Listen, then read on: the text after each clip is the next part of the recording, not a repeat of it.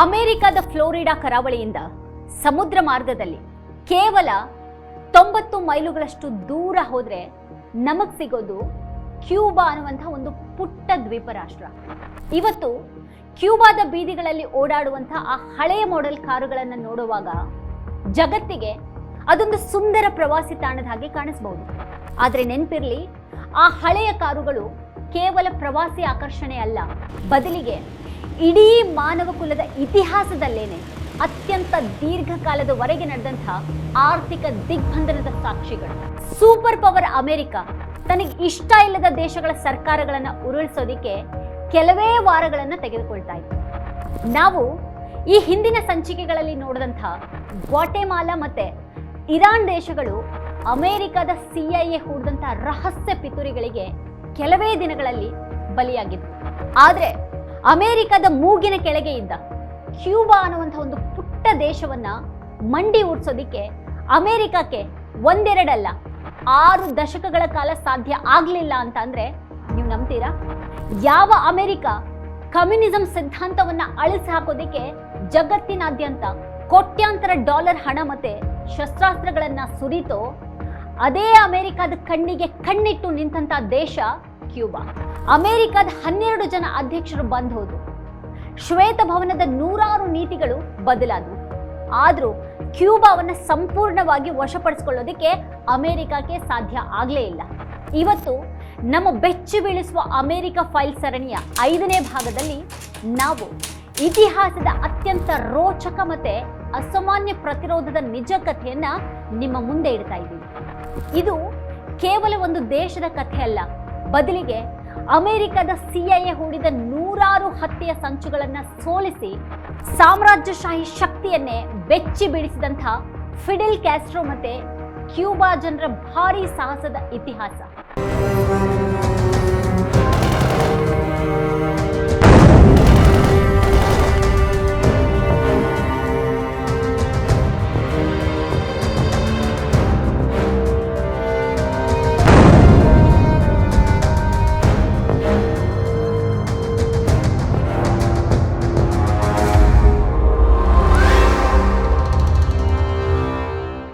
ಈ ಕಥೆಯನ್ನ ಸರಿಯಾಗಿ ಅರ್ಥ ಮಾಡ್ಕೊಳ್ಬೇಕಾದ್ರೆ ನಾವು 1950ರ ದಶಕದ ಕ್ಯೂಬಾ ದೇಶಕ್ಕೆ ಹೋಗ್ಬೇಕು.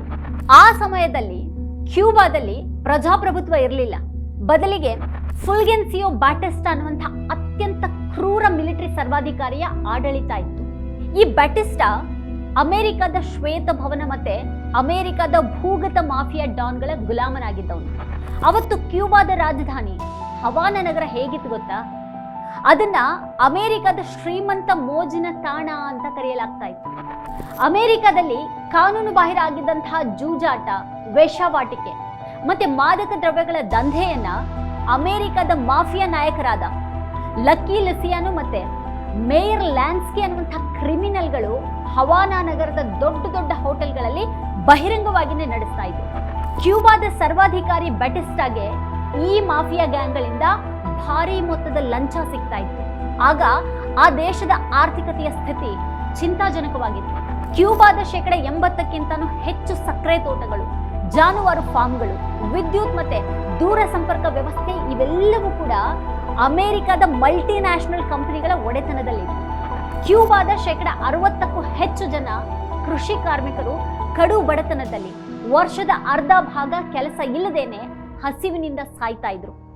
ದೇಶದಲ್ಲಿ ಶಾಲೆಗಳಿರಲಿಲ್ಲ, ಬಡವರಿಗೆ ಆಸ್ಪತ್ರೆಗಳಿರಲಿಲ್ಲ. ಯಾರಾದ್ರೂ ಇದ್ರ ವಿರುದ್ಧ ಮಾತಾಡಿದ್ರೆ ಸರ್ವಾಧಿಕಾರಿ ಬ್ಯಾಟಿಸ್ಟಾನ ಸೈನಿಕರು ಅವರನ್ನ ರಸ್ತೆಯಲ್ಲಿನೇ ಶೂಟ್ ಮಾಡಿ ನೇತ್ ಹಾಕ್ತಾ ಇದ್ರು. ಬ್ಯಾಟಿಸ್ಟಾನ ಆಡಳಿತದಲ್ಲಿ 20,000ಕ್ಕೂ ಹೆಚ್ಚು ಕ್ಯೂಬಾದ ಯುವಕರನ್ನ ಕೊಂದು ಹಾಕಲಾಗಿತ್ತು. ಇಂಥ ಕತ್ತಲೆಯ ಪರಿಸ್ಥಿತಿಯಲ್ಲೇ ಕ್ಯೂಬಾದ ನೆಲದಲ್ಲಿ ಒಂದು ಮಹಾಕ್ರಾಂತಿಯ ಕಿಡಿ ಹೊತ್ಕೊಳ್ತು. ಒಬ್ಬ ಯುವ ನ್ಯಾಯವಾದಿ ಫಿಡೆಲ್ ಕ್ಯಾಸ್ಟ್ರೋ ಮತ್ತೆ ಅರ್ಜೆಂಟೀನಾದ ಕ್ರಾಂತಿಕಾರಿ ವೈದ್ಯ ಚೆ ಗುವೆರಾ ನೇರ ಸಶಸ್ತ್ರ ಹೋರಾಟದ ಹಾದಿಯನ್ನ ಹಿಡಿತಾರೆ. ಕೇವಲ 82 ಜನರೊಂದಿಗೆ ಗ್ರಾನ್ಮಾ ಅನ್ನುವಂಥ ಒಂದು ಪುಟ್ಟ ಬೋಟ್ನಲ್ಲಿ ಮೆಕ್ಸಿಕೋದಿಂದ ಕ್ಯೂಬಾ ಕರಾವಳಿಗೆ ಬಂದಿಳಿದಂತಹ ಆ ಕ್ರಾಂತಿಕಾರಿ ಪಡೆ ಸಿಯೇರಾ ಮೇಸ್ಟ್ರಾ ಪರ್ವತಗಳ ಕಾಡುಗಳಲ್ಲಿ ಅಡಗಿ ಕುಳಿತು ಬ್ಯಾಟಿಸ್ಟಾ ಸೈನ್ಯದ ವಿರುದ್ಧ ಗೇರಿಲ್ಲಾ ಯುದ್ಧವನ್ನು ಪ್ರಾರಂಭ ಮಾಡಿತು. ಮೊದಲಿಗೆ ಅಮೆರಿಕ ಈ ಯುವಕರ ಪಡೆಯನ್ನ ಅತ್ಯಂತ ಹಗುರವಾಗಿ ತೆಗೆದುಕೊಳ್ತು. ಆದರೆ ಕ್ಯೂಬಾದ ಬಡ ರೈತರು, ಕಾರ್ಮಿಕರು ಮತ್ತೆ ವಿದ್ಯಾರ್ಥಿಗಳು ಅಮೆರಿಕದ ಈ ಲೂಟಿಯಿಂದ ಬೇಸತ್ತು ಹೋಗಿದ್ರಿಂದಾಗಿ ಎಲ್ಲರೂ ಒಟ್ಟಾಗಿ ಫಿಡೆಲ್ ಕ್ಯಾಸ್ಟ್ರೋ ಪಡೆಗೆ ಬೆಂಬಲವನ್ನ ನೀಡಿದ್ರು. ಕ್ರಾಂತಿಕಾರಿಗಳ ಸಂಖ್ಯೆ ದಿನದಿಂದ ದಿನಕ್ಕೆ 100 ಪಟ್ಟು ಹೆಚ್ಚಾಯಿತು. ಚೆ ಗುವೆರಾ ನೇತೃತ್ವದ ಪಡೆಗಳು ಬ್ಯಾಟಿಸ್ಟಾನ ಬೃಹತ್ ಸೇನಾ ರೈಲನ್ನ ಸ್ಫೋಟಿಸಿ ಸಾಂಟಾ ಕ್ಲಾರಾ ನಗರವನ್ನ ವಶಪಡಿಸಿಕೊಂಡ ತಕ್ಷಣನೇ ಸರ್ವಾಧಿಕಾರಿ ಬ್ಯಾಟಿಸ್ಟಾ ಹೆದರಿ ಹೋದ. 1959 ಜನವರಿ 1 ಮಧ್ಯರಾತ್ರಿ ಹೊಸ ವರ್ಷದ ಸಂಭ್ರಮದಲ್ಲಿದ್ದಂತಹ ಇಡೀ ಜಗತ್ತಿಗೆ ಕ್ಯೂಬಾದಿಂದ ಒಂದು ಸುದ್ದಿ ಬಂತು. ಸರ್ವಾಧಿಕಾರಿ ಬ್ಯಾಟಿಸ್ಟಾ ತನ್ನ ಕೋಟ್ಯಾಂತರ ಡಾಲರ್ ಲೂಟಿ ಹಣವನ್ನ ಸೂಟ್ ಕೇಸ್ಗಳಲ್ಲಿ ತುಂಬಿಕೊಂಡು ದೇಶ ಬಿಟ್ಟು ಓಡಿ ಹೋಗಿದ್ದ.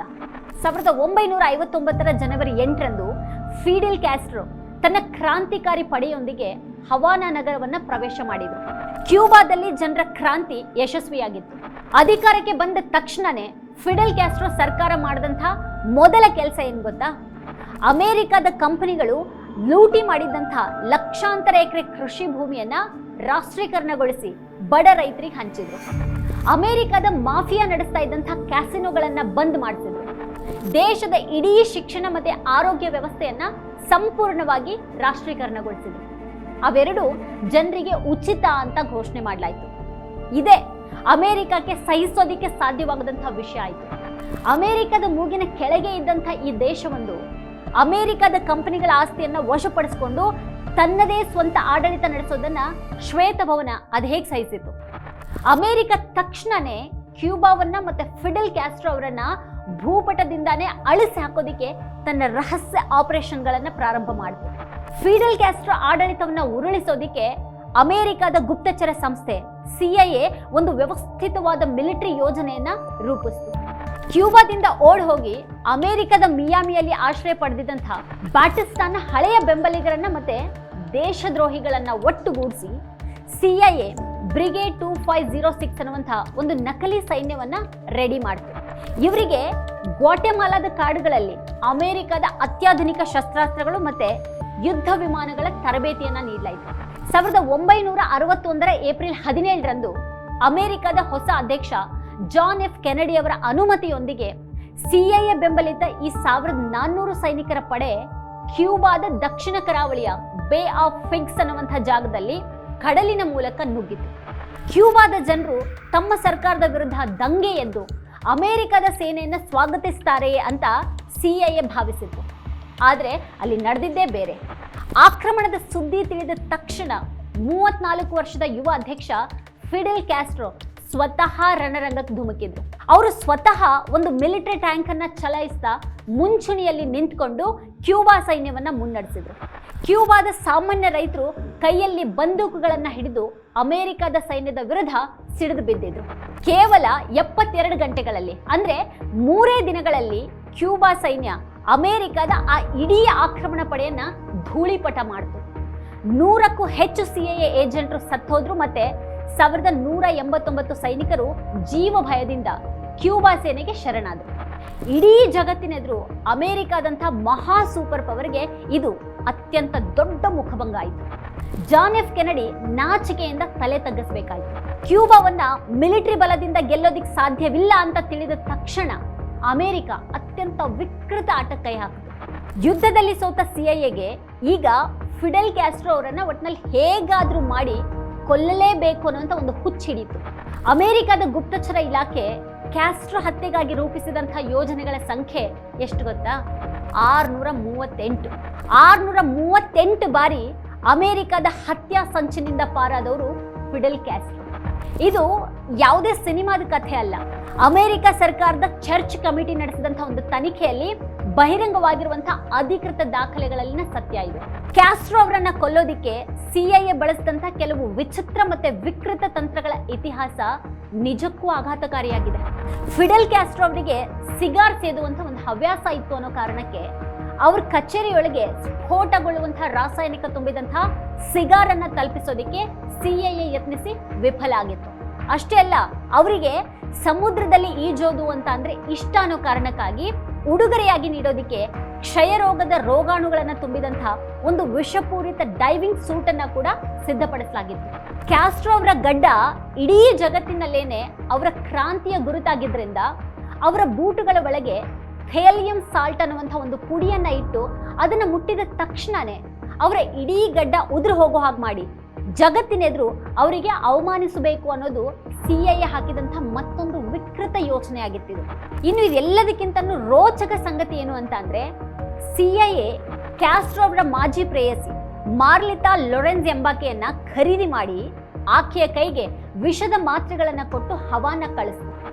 ಆದ್ರೆ ಕ್ಯಾಸ್ಟ್ರೋಗೆ ಆಕೆಯ ಪಿತೂರಿ ಮೊದಲೇ ಗೊತ್ತಾಗಿತ್ತು. ಅವರು ತಮ್ಮ ಪಿಸ್ತೂಲ್ ಅನ್ನ ತೆಗೆದು ಆಕೆಯ ಕೈಗಿಟ್ಟು, ನೀನು ನನ್ನನ್ನು ಕೊಲ್ಲೋದಿಕ್ ಬಂದಿದೀಯಾ, ತಗೋ ಶೂಟ್ ಮಾಡು ಅಂತ ಅಂದಾಗ ಆಕೆ ಕಣ್ಣೀರಿಡ್ತಾ ಪಿಸ್ತೂಲ್ ಅನ್ನ ಕೆಳಗಿಟ್ಟು ಅಮೆರಿಕಕ್ಕೆ ವಾಪಸ್ ಓಡಿ ಹೋಗಿದ್ಲು. ಕ್ಯೂಬಾದ ರಹಸ್ಯ ಗುಪ್ತಚರ ಸಂಸ್ಥೆ G2 ಅಮೆರಿಕದ ಎಲ್ಲ 638 ಪಿತೂರಿಗಳನ್ನ ಇಂಚಿಂಚು ಪತ್ತೆ ಹಚ್ಚಿ ಧ್ವಂಸಗೊಳಿಸಿತು. ಅದಕ್ಕಾಗಿನೇ ಫಿಡೆಲ್ ಕ್ಯಾಸ್ಟ್ರೋ ಒಮ್ಮೆ ಜಾಗತಿಕ ಮಾಧ್ಯಮಗಳ ಮುಂದೆ ನಿಂತ್ಕೊಂಡು ಈ ರೀತಿ ಲೇವಡಿ ಮಾಡಿದ್ರು. ಒಂದು ವೇಳೆ ಒಲಿಂಪಿಕ್ಸ್ ನಲ್ಲಿ ಹತ್ಯೆಯ ಸಂಚುಗಳಿಂದ ಬದುಕುಳಿಯುವಂತಹ ಯಾವುದೇ ಸ್ಪರ್ಧೆ ಏನಾದ್ರೂ ಇದ್ದಿದ್ದಿದ್ರೆ ಅದರಲ್ಲಿ ಚಿನ್ನದ ಪದಕ ಖಂಡಿತವಾಗಿನೂ ನನಗೇ ಸಿಗ್ತಾ ಇತ್ತು ಅಂತ ಅವ್ರು ಹೇಳಿದ್ರು. ಅವ್ರ ವಿರುದ್ಧದ ಅಮೆರಿಕದ ಈ ಎಲ್ಲಾ ಹತ್ಯೆಯ ತಂತ್ರಗಳು ಒಂದೊಂದಾಗಿ ಮಣ್ಣು ಮುಕ್ಕಿದ್ವು. ಯಾವಾಗ ಯುದ್ಧ ಮತ್ತೆ ಹತ್ಯೆ ಈ ಎರಡರಲ್ಲೂ ಅಮೆರಿಕ ಸೋತ್ ಹೋಯ್ತೋ ಆಗ ಅದು ಇಡೀ ಕ್ಯೂಬಾ ದೇಶದ ಜನರನ್ನ ಹಸಿವಿನಿಂದಾನೇ ಕೊಲ್ಲಬೇಕು ಅನ್ನುವಂಥ ಅತ್ಯಂತ ನಿರ್ದಯಿ ತೀರ್ಮಾನಕ್ಕೆ ಬಂತು. 1962ರಲ್ಲಿ ಅಮೆರಿಕದ ಅಧ್ಯಕ್ಷ ಕೆನಡಿ ಕ್ಯೂಬಾ ದೇಶದ ಮೇಲೆ ಸಂಪೂರ್ಣ ಆರ್ಥಿಕ, ವಾಣಿಜ್ಯ ಮತ್ತೆ ಹಣಕಾಸು ದಿಗ್ಬಂಧನವನ್ನ ಹೇರ್ತಾರೆ. ಕ್ಯೂಬಾದ ಜನ ಇದನ್ನ ಇವತ್ತಿಗೂ ಕೂಡ ಎಲ್ ಬ್ಲೋಕಿಯೋ ಅಂತ ಕರೀತಾರೆ. ಈ ದಿಗ್ಬಂಧನದ ನಿಯಮ ಎಷ್ಟು ಕ್ರೂರವಾಗಿತ್ತು ಅಂತ ಅಂದ್ರೆ, ಜಗತ್ತಿನ ಯಾವುದೇ ದೇಶ ಕ್ಯೂಬಾದೊಂದಿಗೆ ವ್ಯಾಪಾರ ಮಾಡೋ ಹಾಗಿಲ್ಲ. ಕ್ಯೂಬಾಗೆ ಆಹಾರ, ಔಷಧಿ, ತೈಲ ಅಥವಾ ಕನಿಷ್ಠ ಮಕ್ಕಳ ಹಾಲಿನ ಪೌಡರ್ ಅನ್ನ ಕೂಡ ರಫ್ತು ಮಾಡೋ ಹಾಗಿರಲಿಲ್ಲ. ಅಷ್ಟೇ ಅಲ್ಲ, ಜಗತ್ತಿನ ಯಾವುದೇ ದೇಶದ ಹಡಗು ಒಂದು ಬಾರಿ ಕ್ಯೂಬಾ ಬಂದರಿಗೆ ಪ್ರವೇಶ ಮಾಡಿದ್ರೆ ಮುಂದಿನ 6 ತಿಂಗಳ ಕಾಲ ಆ ಹಡಗು ಅಮೆರಿಕದ ಯಾವುದೇ ಬಂದರಿಗೆ ಪ್ರವೇಶ ಮಾಡೋ ಹಾಗಿಲ್ಲ. ಈ ಭೀತಿಯಿಂದಾಗಿ ಜಗತ್ತಿನ ಸಣ್ಣ ಸಣ್ಣ ದೇಶಗಳು ಕ್ಯೂಬಾಕ್ಕೆ ಔಷಧಿಗಳನ್ನ ಕಳಿಸೋದಿಕ್ಕೂ ಕೂಡ ಹೆದರ್ತವೆ. ಅಮೆರಿಕದ ಈ ದಿಗ್ಬಂಧನದ ಅಸಲಿ ಉದ್ದೇಶ ಏನಾಗಿತ್ತು ಅನ್ನೋದು ಅಮೆರಿಕದ ವಿದೇಶಾಂಗ ಇಲಾಖೆಯ ರಹಸ್ಯ ದಾಖಲೆಯಲ್ಲೇನೆ ಬರೆಯಲಾಗಿದೆ. ಕ್ಯೂಬಾದ ಜನರಲ್ಲಿ ಹಸಿವು, ಆರ್ಥಿಕ ಸಂಕಷ್ಟ ಮತ್ತೆ ಅಸಹಾಯಕತೆಯನ್ನ ಸೃಷ್ಟಿ ಮಾಡಬೇಕು. ಆ ಮೂಲಕ ಅವರು ಫಿಡೆಲ್ ಕ್ಯಾಸ್ಟ್ರೋ ಸರ್ಕಾರದ ವಿರುದ್ಧ ದಂಗೆ ಏಳೋ ಹಾಗೆ ಮಾಡಬೇಕು. ಅಂದ್ರೆ ಕ್ಯೂಬಾದ ಪುಟ್ಟ ಮಕ್ಕಳನ್ನ ಔಷಧಿ ಮತ್ತೆ ಆಹಾರ ಇಲ್ಲದೇನೆ ಸಾಯೋ ಹಾಗೆ ಮಾಡೋದು ಅಮೆರಿಕದ ಅಧಿಕೃತ ಕಾರ್ಯತಂತ್ರ ಆಗಿತ್ತು. ಆದ್ರೆ ಕ್ಯೂಬಾ ದೇಶದ ಜನರು ಈ ಹಿಂಸೆಗೂ ಮಂಡಿ ಊರ್ಲಿಲ್ಲ. ಅವರು ಈ ದಿಗ್ಬಂಧನವನ್ನೇ ತಮ್ಮ ಸ್ವಾವಲಂಬನೆಯ ಆಯುಧವನ್ನಾಗಿ ಮಾಡಿಕೊಂಡ್ರು. ಅಮೆರಿಕ ಔಷಧಿಗಳನ್ನ ನಿಷೇಧ ಮಾಡಿದಾಗ ಕ್ಯೂಬಾ ತನ್ನದೇ ಜಾಗತಿಕ ಮಟ್ಟದ ವೈದ್ಯಕೀಯ ಮತ್ತೆ ಬಯೋಟೆಕ್ನಾಲಜಿ ಕ್ಷೇತ್ರದಲ್ಲಿ ಅಭಿವೃದ್ಧಿಯನ್ನ ಪಡಿಸಿತು. ಇವತ್ತು ಕ್ಯೂಬಾದಲ್ಲಿ ಪ್ರತಿಯೊಬ್ಬ ನಾಗರಿಕನಿಗೂ ಕೂಡ ಸಂಪೂರ್ಣ ಉಚಿತ ಆರೋಗ್ಯ ವ್ಯವಸ್ಥೆ ಇದೆ. ಅತಿ ಕಡಿಮೆ ಶಿಶು ಮರಣ ದರವನ್ನು ಹೊಂದಿರುವಂತಹ ದೇಶ ಕ್ಯೂಬಾ. ಅಷ್ಟೇ ಅಲ್ಲ, ಕರೋನಾ ವೈರಸ್ ಬಂದಾಗ ಕ್ಯೂಬಾ ತನ್ನದೇ 5 ಲಸಿಕೆಗಳನ್ನ ಕಂಡುಹಿಡಿದು ಜಗತ್ತನ್ನೇ ಬೆರಗುಗೊಳಿಸಿತು. ತನ್ನದೇ ದೇಶದಲ್ಲಿ ಔಷಧಿಗಳ ಕೊರತೆ ಇದ್ರೂ ಕೂಡ ಕ್ಯೂಬಾ ತನ್ನ ಸಾವಿರಾರು ವೈದ್ಯರನ್ನ ಹೆನ್ರಿ ರೀವ್ ಬ್ರಿಗೇಡ್ ಮೂಲಕ ಜಗತ್ತಿನಾದ್ಯಂತ ಭೂಕಂಪ, ಸಾಂಕ್ರಾಮಿಕ ರೋಗ ಪೀಡಿತ ಬಡ ದೇಶಗಳಿಗೆ ಉಚಿತ ಸೇವೆಗಾಗಿ ಕಳಿಸ್ಕೊಡುತ್ತೆ. ಅಮೆರಿಕ ಜಗತ್ತಿಗೆ ಬಾಂಬ್ಗಳನ್ನ ರಫ್ತು ಮಾಡಿದ್ರೆ ಕ್ಯೂಬಾ ಜಗತ್ತಿಗೆ ವೈದ್ಯರನ್ನ ರಫ್ತು ಮಾಡುತ್ತೆ. ಪ್ರತಿ ವರ್ಷ ವಿಶ್ವಸಂಸ್ಥೆಯ ಮಹಾಸಭೆಯಲ್ಲಿ ಒಂದು ದೊಡ್ಡ ಮತದಾನ ನಡೆಯುತ್ತೆ. ಕ್ಯೂಬಾ ಮೇಲಿನ ಅಮೆರಿಕದ ಈ ಅಕ್ರಮ ದಿಗ್ಬಂಧನವನ್ನ ತಕ್ಷಣನೇ ರದ್ದುಗೊಳಿಸಬೇಕು ಅಂತ ಜಗತ್ತಿನ 185ಕ್ಕೂ ಹೆಚ್ಚು ದೇಶಗಳು ಅಮೆರಿಕದ ವಿರುದ್ಧ ಮತ ಚಲಾಯಿಸ್ತವೆ. ಅಮೆರಿಕದ ಪರವಾಗಿ ಮತ ಹಾಕುವಂತಹ ದೇಶಗಳು ಕೇವಲ 2, ಒಂದು ಅಮೆರಿಕ, ಮತ್ತೊಂದು ಇಸ್ರೇಲ್. ಇಡೀ ಜಗತ್ತೇ ಈ ದಿಗ್ಬಂಧನ ತಪ್ಪು ಅಂತ ಕೂಗಿ ಹೇಳ್ತಾ ಇದ್ರು ಕೂಡ ಅಮೆರಿಕ ತನ್ನ ಅಹಂಕಾರ ಮತ್ತೆ ಸರ್ವಾಧಿಕಾರವನ್ನ ಜಾಗತಿಕ ಮಟ್ಟದಲ್ಲಿ ಇವತ್ತಿಗೂ ಕೂಡ ಮುಂದುವರೆಸಿದೆ. ಇವತ್ತು ಅಮೆರಿಕದ ಮಾಧ್ಯಮಗಳು ಕ್ಯೂಬಾದಲ್ಲಿ ಆರ್ಥಿಕ ಬಿಕ್ಕಟ್ಟಿದೆ, ಅಲ್ಲಿ ಕರೆಂಟ್ ಕೊರತೆ ಇದೆ ಅಂತ ದಿನಾ ಇಡೀ ಲೇವಡಿ ಮಾಡ್ತವೆ. ಆದ್ರೆ ಒಂದು ಪುಟ್ಟ ದ್ವೀಪವನ್ನ 6 ದಶಕಗಳಿಂದ ಕತ್ತಿಸುತ್ತಾ ಇರುವಂತಹ ಆ ಭೀಕರ ಆರ್ಥಿಕ ದಿಗ್ಬಂಧನವನ್ನ ತೆಗೆದುಹಾಕಿ ನೋಡಿ, ಕ್ಯೂಬಾ ಇಡೀ ಲ್ಯಾಟಿನ್ ಅಮೆರಿಕದಲ್ಲೇನೆ ಅತ್ಯಂತ ಶ್ರೀಮಂತ ದೇಶವಾಗಿ ಬೆಳೆದು ನಿಲ್ಲುತ್ತೆ. ಫಿಡೆಲ್ ಕ್ಯಾಸ್ಟ್ರೋ 2016ರಲ್ಲಿ ತನ್ನ 90ನೇ ಇಳಿ ವಯಸ್ಸಿನಲ್ಲಿ ಸಹಜವಾಗಿಯೇ ಕಣ್ಣು ಮುಚ್ಚಿದ್ರು. ಅಮೆರಿಕದ CIA ಹೆಣೆದಂಥ 638 ಹತ್ಯೆಯ ಸಂಚುಗಳು ಕಸದ ಬುಟ್ಟಿ ಸೇರಿದ್ವು. ಕ್ಯೂಬಾದ ಇತಿಹಾಸ ನಮಗೆ ಕಲಿಸುವಂತಹ ಪಾಠ ಒಂದೇ: ಒಂದು ದೇಶದ ಜನರ ಒಗ್ಗಟ್ಟು ಮತ್ತೆ ಸ್ವಾಭಿಮಾನ ದೃಢವಾಗಿದ್ರೆ ಜಗತ್ತಿನ ಯಾವುದೇ ದೈತ್ಯ ಸೂಪರ್ ಪವರ್ ಕೂಡ ಆ ದೇಶವನ್ನ ಸೋಲಿಸೋದಕ್ಕೆ ಸಾಧ್ಯನೇ ಇಲ್ಲ. ಲ್ಯಾಟಿನ್ ಅಮೆರಿಕದಲ್ಲಿ ಕ್ಯೂಬಾವನ್ನ ಮುಗಿಸೋದಕ್ಕೆ ಸಾಧ್ಯವಾಗದ ಅಮೆರಿಕದ ಸಾಮ್ರಾಜ್ಯಶಾಹಿ ಕಣ್ಣುಗಳು ಅದೇ 1960ರ ದಶಕದಲ್ಲಿ ಆಫ್ರಿಕಾ ಖಂಡದ ಇನ್ನೊಂದು ಅತ್ಯಂತ ಶ್ರೀಮಂತ ರಾಷ್ಟ್ರದ ಕಡೆ ತಿರುಗಿದ್ವು. ಈ ಸರಣಿಯ ಮುಂದಿನ ಎಪಿಸೋಡ್ನಲ್ಲಿ ನಾವು ಚರ್ಚೆ ಮಾಡಲಿರೋದು ಆಫ್ರಿಕಾದ ಭವಿಷ್ಯವನ್ನೇ ಬದಲಾಯಿಸಬಹುದಾಗಿದ್ದಂತಹ ಕಾಂಗೋ ದೇಶದ ಮೊದಲ ಜನಪ್ರಿಯ ಪ್ರಧಾನಿ ಪ್ಯಾಟ್ರಿಸ್ ಲುಮುಂಬಾ ಅವರನ್ನ ಅಮೆರಿಕ ಮತ್ತೆ ಬೆಲ್ಜಿಯಂ ಸೇರಿ ಹೇಗೆ ಕ್ರೂರವಾಗಿ ಹತ್ಯೆ ಮಾಡಿದ್ವು, ಮತ್ತೆ ಅವ್ರ ಶವವನ್ನ ಆಸಿಡ್ನಲ್ಲಿ ಕರಗಿಸಿದಂಥ ಆ ಭೀಕರ ಇತಿಹಾಸದ ಸತ್ಯವನ್ನ, ಕ್ಯೂಬಾ ದೇಶದ ಈ ಸುದೀರ್ಘ ಹೋರಾಟದ ಬಗ್ಗೆ ಮತ್ತೆ ಅಮೆರಿಕದ ಈ ಆರ್ಥಿಕ ಕ್ರೌರ್ಯದ ಬಗ್ಗೆ ನಿಮ್ಮ ಅಭಿಪ್ರಾಯಗಳೇನು ಅನ್ನೋದನ್ನ ಕೆಳಗೆ ತಪ್ಪದೆ ಕಮೆಂಟ್ ಮಾಡಿ ನಮಗೆ ತಿಳಿಸಿ. ಇತಿಹಾಸದ ಈ ಮುಚ್ಚಿಡಲಾದ ಪುಟಗಳನ್ನ ಪ್ರತಿಯೊಬ್ಬರಿಗೂ ತಲುಪಿಸೋದಿಕ್ಕೆ ಈ ವಿಡಿಯೋವನ್ನ ಲೈಕ್ ಮಾಡಿ, ನಿಮ್ಮ ಸ್ನೇಹಿತರೊಂದಿಗೆ ಶೇರ್ ಮಾಡಿ, ಮತ್ತೆ ನಮ್ಮ ಚಾನೆಲ್ ಅನ್ನು ಸಬ್ಸ್ಕ್ರೈಬ್ ಮಾಡೋದಕ್ಕೆ ಮರಿಬೇಡಿ. ಮುಂದಿನ ಎಪಿಸೋಡ್ನಲ್ಲಿ ಮತ್ತೆ ಭೇಟಿಯಾಗೋಣ. ಧನ್ಯವಾದಗಳು.